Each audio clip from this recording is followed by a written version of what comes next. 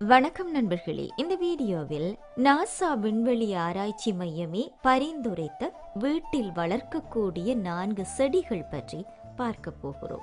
நாங்கள் சுவாசிக்கும் காற்று தூய்மையாக இருக்க வேண்டியது எவ்வளவு முக்கியம், மாசுபாடு கொண்ட காற்றை சுவாசிப்பது எவ்வளவு ஆபத்தானது என்பது எல்லோருக்கும் தெரியும். இருந்தாலும் சுத்தமான காற்றை சுவாசிக்கவும் காற்று மாசுபாட்டை தவிர்க்கவும் என்ன செய்கிறோம் என்பதும் முக்கியம். அந்த வகையில் நாசா விண்வெளி ஆராய்ச்சி நிலையமே பரிந்துரைத்த 4 செடிகள் எங்களுடைய சுத்தமான சுவாசத்திற்கு உதவுகிறது.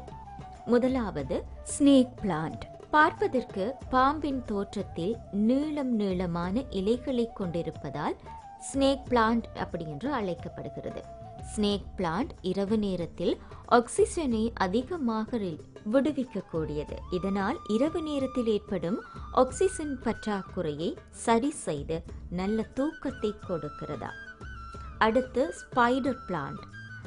இந்த ஸ்பைடர் பிளான்ட்டுக்கும் பார்ப்பதற்கு ஸ்னேக் பிளான்ட் போன்று இலைகள் மெல்லியதாக இருக்கும். இது ஒரு புல் வகையை சேர்ந்த தாவரம். இது குறித்து நாசா நடத்திய ஆய்வில் எங்களுடைய வீடுகளில் இருக்கும் டாக்சின்களை 90% மேல் உறிஞ்சிக் கொள்ளுகிறதா. அதனால் இதை வீட்டில் வைக்கலாம் என்று சொல்லியிருக்கிறார்கள். அடுத்து பீஸ் லில்லி. பீஸ் லில்லியை நிறைய இடங்களில் நாங்கள் பார்த்திருப்போம். இது குளிர்காலத்தில் ஈரப்பதத்தை உறிஞ்சியும் வெயில் காலத்தில் ஈரப்பதத்தை வெளியிடவும் செய்யும். அமோனியா, அசிட்டோன், பென்சீன் உள்ளிட்டவற்றை வெளியேற்றும் தன்மை கொண்டதாக இந்த பீஸ் லில்லி அமைந்திருக்கிறது. இதையும் நாசா விண்வெளி ஆராய்ச்சி நிலையம் வீட்டில் வளர்க்கக்கூடிய தாவரமாக பரிந்துரைத்துள்ளது. அடுத்து ரப்பர் பிளான்ட்.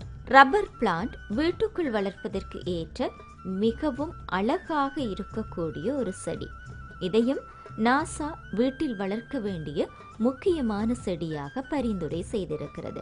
இந்த ரப்பர் பிளான்ட் வீட்டில் இருக்கும் பாக்டீரியா, நசநசப்பு, பூஞ்சை படிதல் உள்ளிட்டவற்றை தடுக்கிறதா.